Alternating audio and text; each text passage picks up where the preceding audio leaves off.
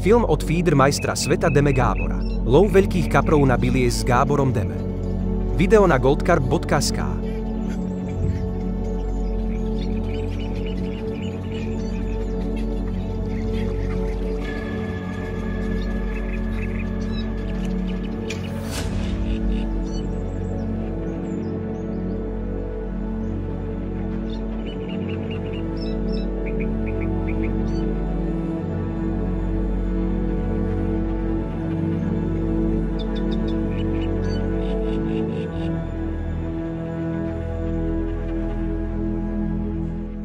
Je prvý deň po obede. Aktívne lovím necelých 8 hodín a doteraz som vám nestihol prezradiť. Prečo som tu a čo ma čaká v nasledujúcich dňoch? Rybolov bol totiž taký dynamický a aktívny, že jeden záber prišiel za druhým. V posledných rokoch cielene vyhľadávam špeciálne a nie veľmi populárne, respektíve menej známe vodné plochy v zahraničí a v Maďarsku, ktoré možno s trochou nadsázky označiť za rybárske klenoty.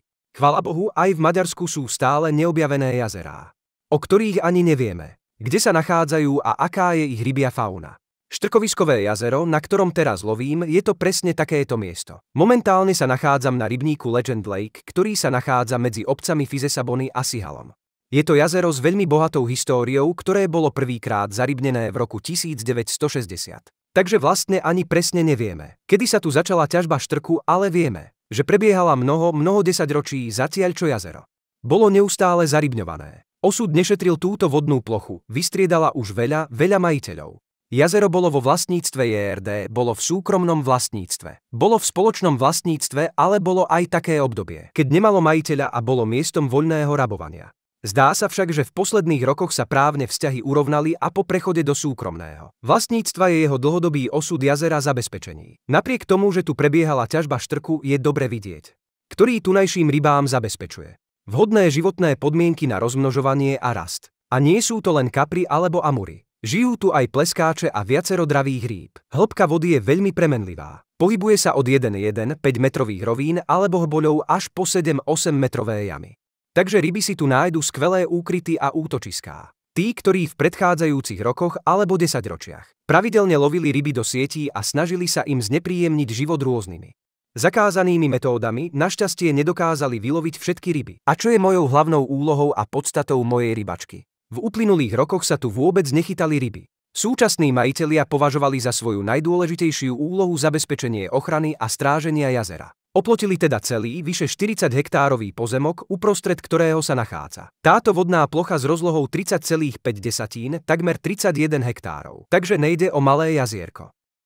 A teraz to najdôležitejšie. Na tejto vodnej ploche s rozlohou viac ako 30 hektárov chcú vytvoriť 7 rybárskych miest, ktoré sú od seba dostatočne vzdialené a poskytujú rybárom dostatočný priestor. Bol som sem pozvaný a lovím tu preto, lebo ma požiadali o pomoc pri zmapovaní aktuálnej rybej fauny jazera. Rybolov je síce už povolený, keďže majitelia jazera disponujú všetkými povoleniami, ale samotná činnosť je stále obmedzená, pretože v súčasnosti je na brehu jazera len jedna plne vybavená chata na ubytovanie hostí. Keď ich bude viac, môžu privítať viac hostí, ktorí si tu tiež chcú zachytať. Dôvod, prečo som prijal toto pozvanie a prečo tu chytám ryby, je ten, že hoci máme informácie o jazere, o ktoré som sa s vami pred chvíľou podelil, najdôležitejšie informácie ako zloženie rybej fauny, veľkosť najväčších rýb, priemerná hmotnosť či rôzne miestne rekordy sú úplne neznáme. Doteraz tu totiž lovilo veľmi málo ľudí a neexistujú žiadne podložené informácie. Najbližšie dni chcem stráviť čo najaktívnejšie pri odhalení tajomstva jazera. Nechcem sa sústrediť len na jeden druh rýb alebo jednu metódu, ale chcem ulovil čo najviac tunajších rýb. Samozrejme, potreboval by som obrovské šťastie, aby som chytil najväčšie ryby zo všetkých druhov. Ale aj táto rybačka môže poskytnúť užitočné informácie tým, ktorí uvažujú o návšteve tohto miesta, aby sa rozhodli, či tu chcú loviť alebo nie. Včerajšie popoludnie sme venovali vyhľadávaniu miesta a výberu vhodných miest na zakrmenie. Počasie bolo celkom iné. Bolo nepríjemne chladno a boli obrovské vlny. To nám veľmi sťažovalo našu prácu. Dnes vodu ani nespoznávame. Vietor sa upokojil, voda sa vyhladila. Máme krásne slnečné letné počasie. Podarilo sa nám však nájsť 4 sľubné miesta, ktoré sme označili bojkami.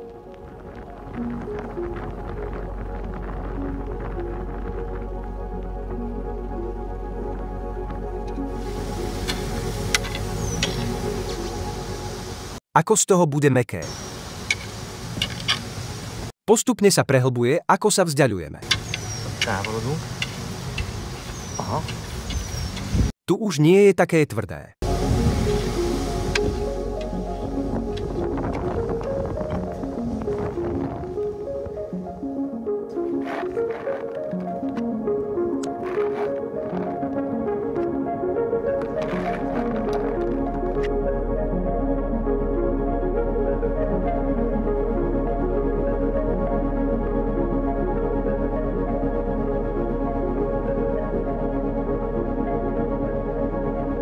Tieto 4 miesta sme poriadne zakrmili, ale nezavesili sme kaprové koncové montáže. Namiesto toho sme na noc nasadili sumcové montáže. Použili sme štupek so živým karasom a plavákovú montáž s nadájami. A čo sa stalo? Obidve montáže nám priniesli rybu.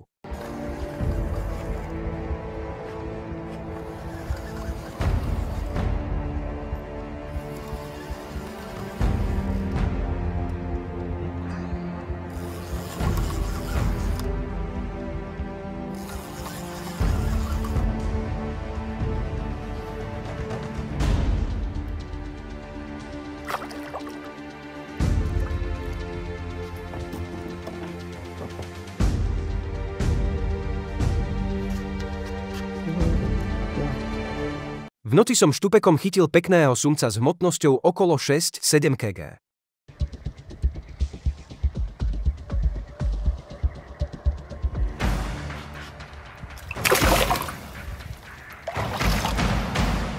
A v skorých ranných hodinách zabral na nadáje takmer 10-kilový sumec. Ups, pekný sumec.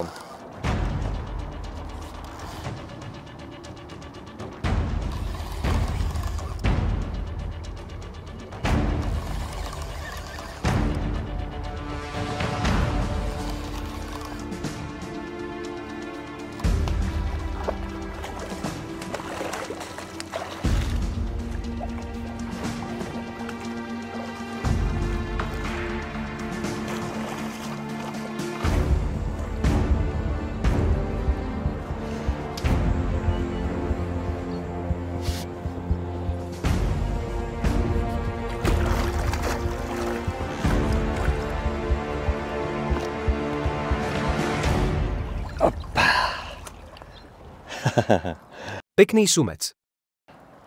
Tam je moja nadája a vedľa nej malá rybka. Dobrý začiatok na ráno. Týmto krásnym sumcom sa začína deň. Chytil som ho na plavákovú montáž s nadájou. Je zaujímavé, že táto montáž mi priniesla väčšiu rybu, než montáž so živou rybkou. Hmotnosť tejto ryby sa podľa mňa blíži k 10 kg. Boli sme príjemne prekvapení, že sme tak rýchlo chytili tieto dve sumce. Pričom sme si mysleli, že si pokojne odýchneme pred dnešnou rybačkou. Ako však dokazujú tieto dve sumce, v jazere je vážna populácia dravcov. Nie sú to len sumce, ale vieme, že sú tu aj zubáče a šťuky. Takže tento lov dravcov budeme skúšať aj v nasledujúcich dňoch a dúfam, že vám budem môcť ukázať niekoľko pekných jedincov. Po skončení lovu sumcov bol, samozrejme, každý zvedavý, či sa na včera zakrmených miestach už objavili kapry. Koncové montáže sme umiestnili na svoje miesta a potom sa spustil ohňostroj.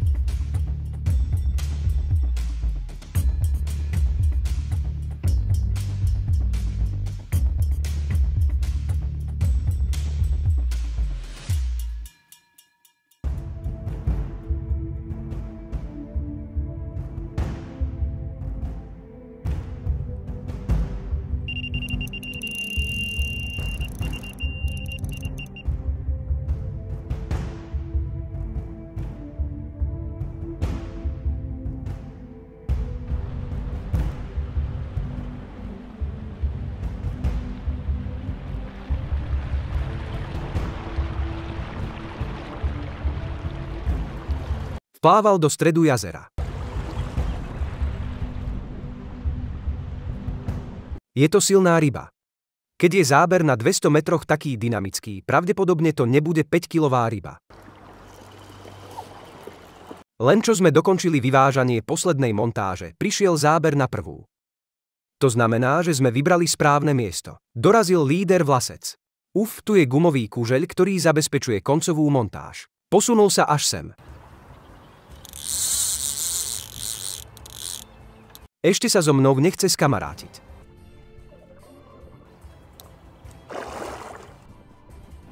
Ako ohýba prúd. Milujem, keď ryba takto otáča loďou.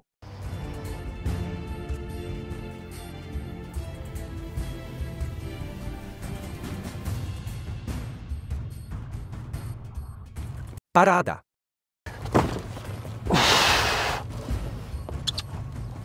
Lepší začiatok.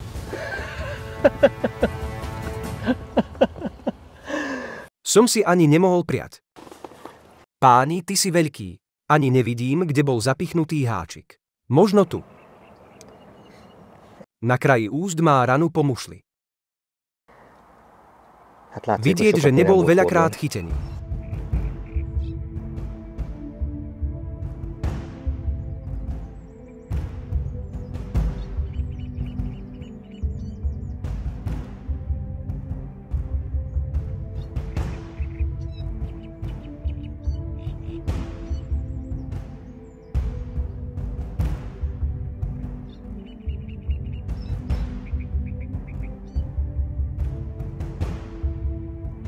Tak teda dobrý deň z jazera Legend Lake. Rybárska výprava sa začína s týmto krásnym liskom. Na zahriatie som chytil 2 sumce, ale v skutočnosti som sem prišiel kvôli týmto kapitálnym kaprom. Aby som mohol poskytnúť presný a autentický obraz o tunajšej populácii kaprov. A nie len odhadovať ich hmotnosť, budeme ich vážiť. Hmotnosť môjho prvého kapra je 12,5 kg.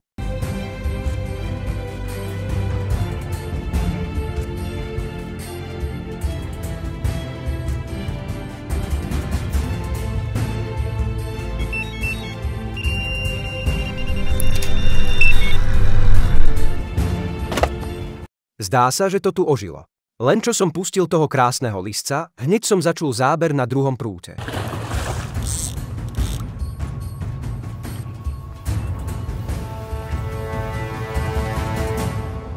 Nikdy horší začiatok. Zdá sa, že si situácia opäť vyžaduje dokonalú tímovú prácu. Kým sme s Petrom vyviezli koncovú montáž, prišiel záber na ľavý prúd. Kares práve zdoláva rybu, takže ja vystúpim, on nastúpi a bude zdolávať rybu ďalej.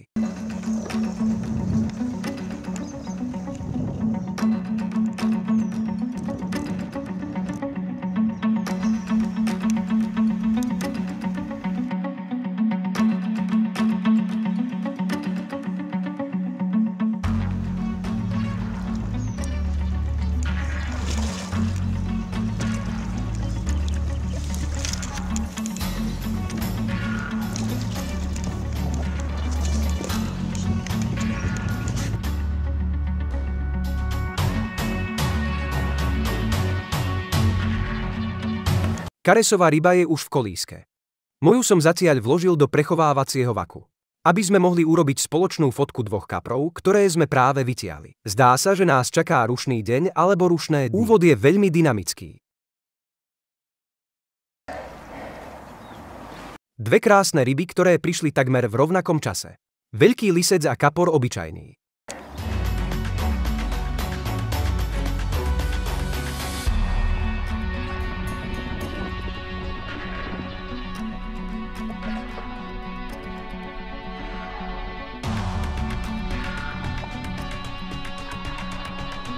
Chcel by som sa s vami podeliť o niekoľko veľmi dôležitých a užitočných myšlienok o vybraných miestach a umiestnení bójok. Som si takmer istý, že ak sem niekto príde a pozrie sa na túto veľkú vodnú plochu, tá ho bude lákať k tomu, aby hneď nahodil a nech sa stane, čo sa má stať. Zvyčajne sa však nestane nič.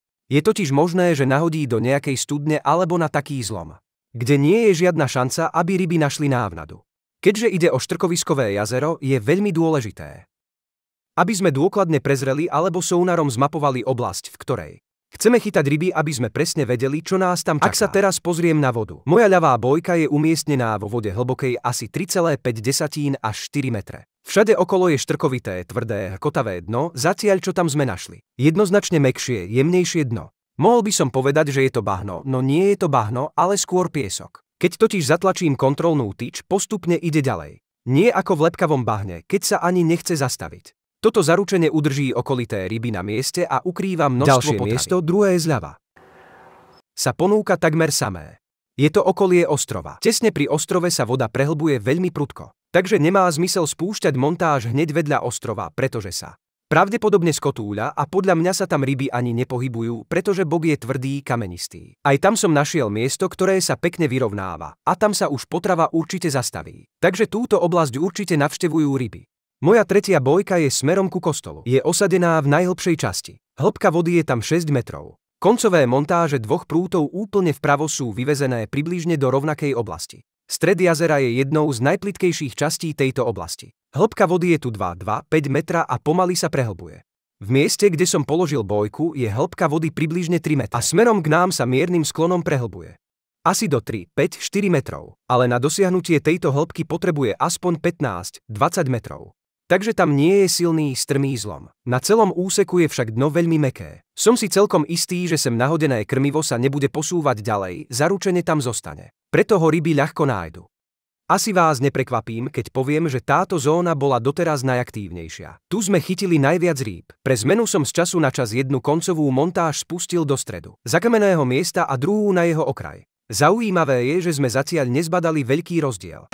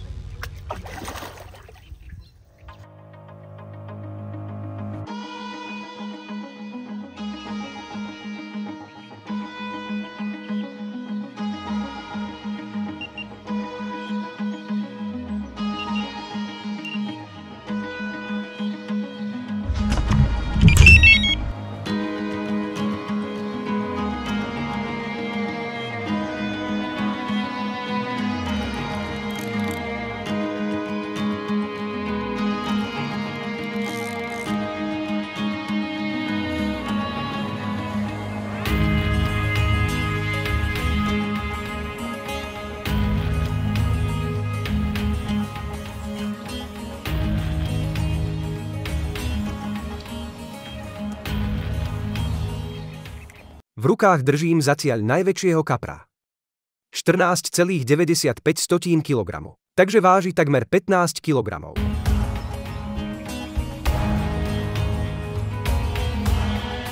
Rád by som vám predstavil produkty. ktorými chcem pritiahnuť ryby na zakrmené miesta. Keďže tu chytám ryby prvýkrát v živote, s trochou nadsázky som tu celkom naslepo. Preto som si pripravil 3 varianty a dúfam, že jeden z nich bude fungovať. V tomto vedre sú bilies s názvom španielský orech. Haldorado Max Motion Long Life, španielské orechy. Tieto sme úspešne použili v prirodzených podmienkach na jazere Tisa. Sú to sacharidové bilies, ktoré neobsahujú žiadne živočíšne bielkoviny. Keďže toto jazero nie je vytavené veľkému tlaku rybárov a väčšina tunajších rýb je divoká. Myslím si, že používanie varených a fermentovaných semien je tiež nevyhnutné. Tu môžete vidieť našu zmes zrn 4X s trochou fermentovaného tritikale. A tu sú veľmi markantné bilies, ktoré sa drasticky líšia od predchádzajúcich nástrah a obsahujú rybaciu múčku. Teda živočíšne bielkoviny a krvnú múčku. Tieto sa v podstate zhodujú s bilies Magnum z radu Monster s príchuťou krv a pečeň. Jediný rozdiel je v tom, že ich vonkajší povrch nie je rozpustný, pretože ide o varené bilies. Majú názov Haldorado Monster Hard bilie. Ak budú úspešné, a to nie len tu, ale aj na iných vodných plochách. Neskôr by sa mohli dostať do predaja ako varené bilies v produktovej skupine Monster. Používanie nástrah na jednotlivých bójach sa snažím ukázať aj umiestnením vedier. Pri ľavej bojke som zakrmil týmito bilies s príchuťou španielský orech. K ostrovu som nasypal zmes zrn 4X zmiešanú z tritikale.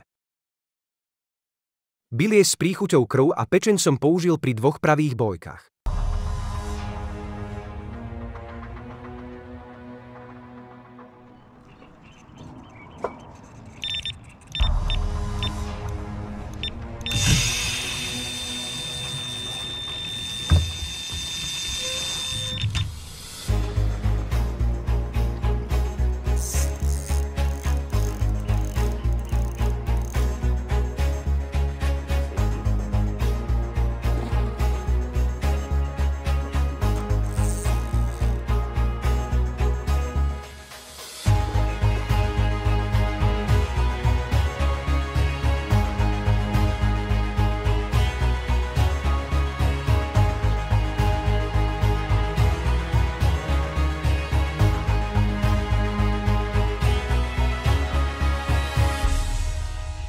Tento kapor má celkom zvláštne a jedinečné identifikačné znaky. Tu môžete vidieť hneď prvý. Chýba stredná časť chvostovej plutvy. Druhý zaujímavý znak je na ľavom boku. Chýba niekoľko šupín, ale rana sa pekne zahojila. Nebolo treba dlho čakať na ďalšieho, ešte väčšieho kapra. Tento krásny kapor obyčajný váži presne 16,37 kg.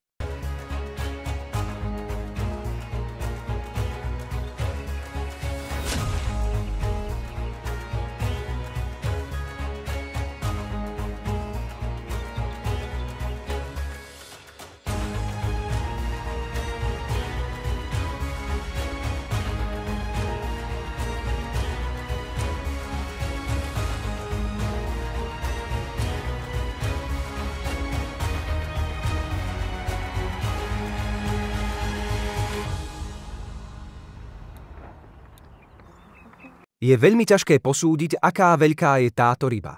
Všetky sú totiž mimoriadne silné a bojovné. Je to silná ryba.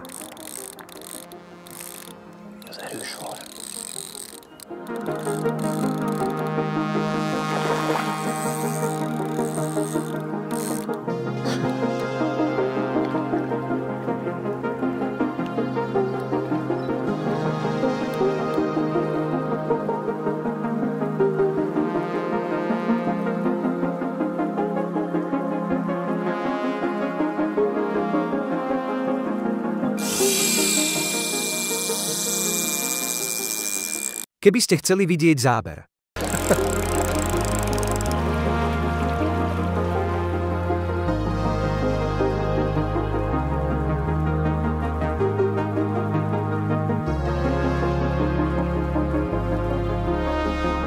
Ako by sa tu ani nenarodil kapor menší ako 10 kg. Doteraz som také ani nechytil.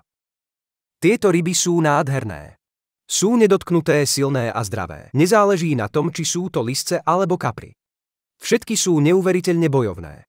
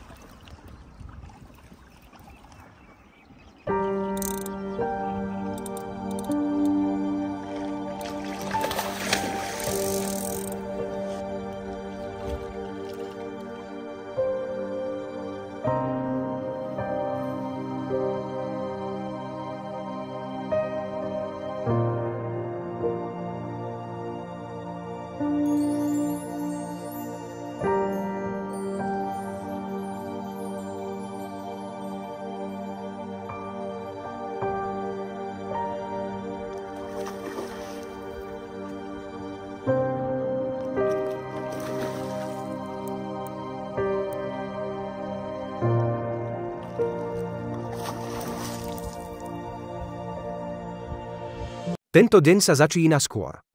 Prvý kapor sa ozval za východu slnka.